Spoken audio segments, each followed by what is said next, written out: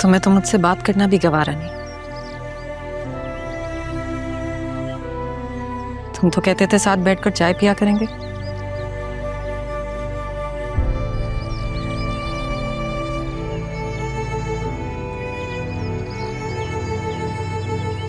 चाय पीना, बात करना, साथ रहना, दुख शेयर करना, और रहा के निकाह के बाद यही सब करना था ना, है ना? कल जो सब बर्बादी हुई है उसके बाद ये मुमकिन है? मैं क्या करूं, कहां जाऊं, किसके कंधे पे सर रख कर रहूं? मैं तो किसी से शिकवा भी नहीं कर सकती अदील। तो मैं क्या करूं? मैं किसके पास जाके अपने दिल की बात शेयर करूं?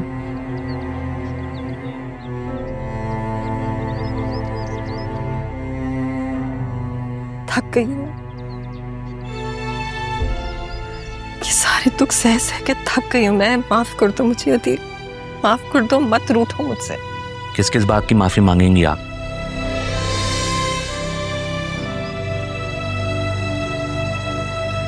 रूठ तो पापा गए हम सबसे।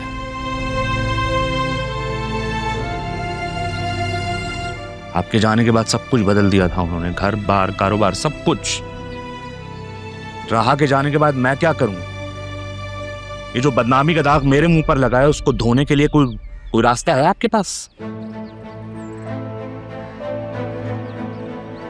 राहा से बात की थी मैंने, वो शायद सच कह रहा। शायद मतलब आपको भी यकीन नहीं है उस पर? नहीं नहीं, मेरा तो दिल करता है उसकी हर बात पे आंख बंद करके यकीन करूं। आप आंखें बंद करके यकीन करें या ना करें, मेरा तो सर झुक गया ना।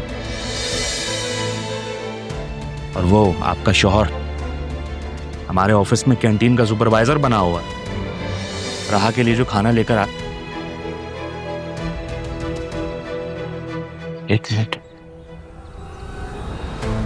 आप राहा के लिए खाना लेकर नहीं जाती थी, आप असल में उस शख्स से मिलने के लिए जाती थी। आपको पता था कि वो वहां मौजूद है, झूठ मत बोलिएगा। नहीं, मुझे नहीं मालूम था वो वहां पर है।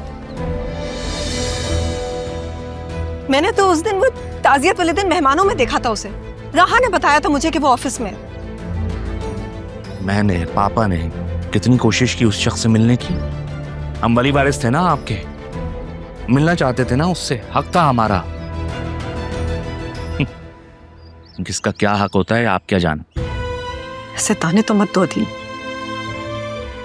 हिम्मत नहीं थी मुझ में ये सब कुछ बताने की। मैंने सोचा था जिंदगी ऐसे ही कट जाएगी।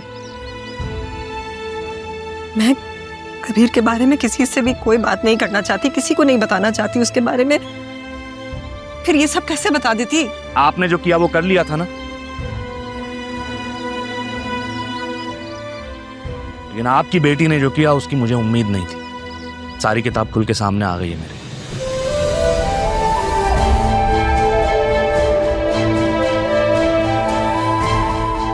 आपकी बेटी? हाँ, आपकी बेटी, सिर्फ आपकी बेटी।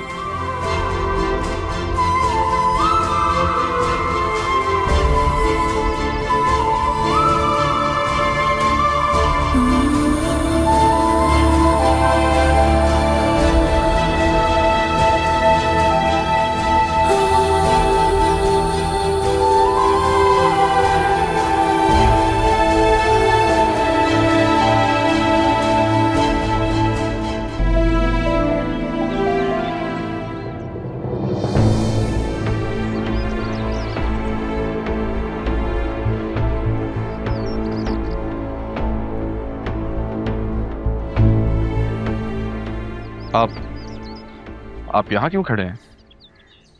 जी वो मैं अपनी बेटी का इंतजार कर रहा था। उसी ने कहा था कि शायद उसे मेरी जरूरत पड़ सके, तो मेरा नंबर उसके पास है नहीं, तो मैंने सोचा यहीं इंतजार कर लूं, अगर ढूंढने निकलेगी तो आसानी हो जाएगी। आइंदा जब भी ऐसा हो आप मुझे इस नंबर पर कॉल कीजिएगा, मैं आपके पास आ जाऊंगा। आप सलीम अंकल के साथ होते थे ना उनकी शॉप पर? जी। सुनो, मेरी बेटी को अगवा किसने किया था? जल्द पता चल जाएगा।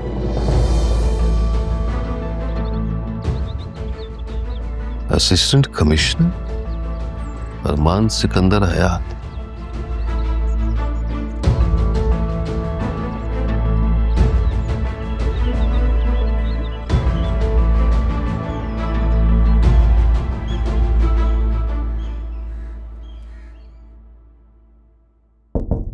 Yes, come in.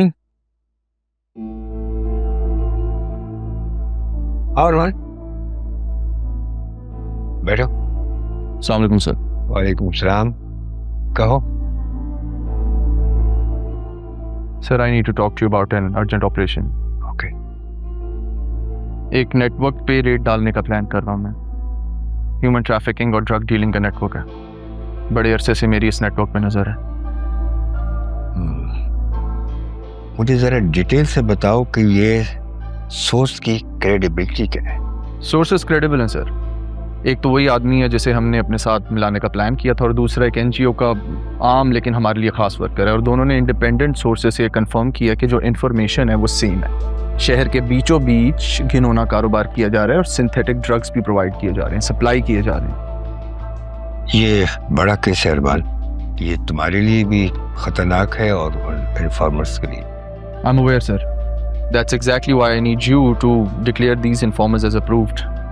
हम इन दोनों को साथ गिरफ्तार करेंगे क्योंकि इनके बगैर कोर्ट में कॉन्क्रीट एविडेंस देना मुश्किल हो जाएगा। क्या तुमने बैकअप प्लान्स तैयार कर लिया है और तमाम legal covers? Legal paper work process में है सर, और एफआईआर और पुलिस आज से हमारे साथ है। सेफ्टी के लिए लाइव फीड भी जारी है, लेकिन हम मीडिया को इन्वॉल्व नहीं कर रहे। I will personally lead this case. Young man, तुम एक ऐसा काम करने जा रहे हो जो अपनी नौयत का ऐसा केस है जो मुल्क और कौम की खिदमत करेगा, लेकिन हर अच्छा कदम दुश्मनी पैदा करता है। तुम बहादुर हो, अपना ख्याल रखना। बस आपकी दुआएं चाहिए सर। हम रेट कब कर रहे हैं? कोर्ट की डेट खत्म होता है सर। मैं उनमें से किसी को भी बचने का मौका नहीं देना चाहता। आज हफ्ता है, कोर्ट पीर को खुल जाएगा, और मैजिस्ट्रेट तो आज से ही हमारे साथ है, लेकिन पीर की सुबह 9 बजे ये सब कोर्ट में होंगे। Okay young man, go ahead and clean it, लेकिन याद रखना कि कानून के साथ साथ कभी कभी जज्बे की भी जरूरत होती है, लेकिन कोई जज्बा कानून से आगे नहीं जाना चाहिए। सर,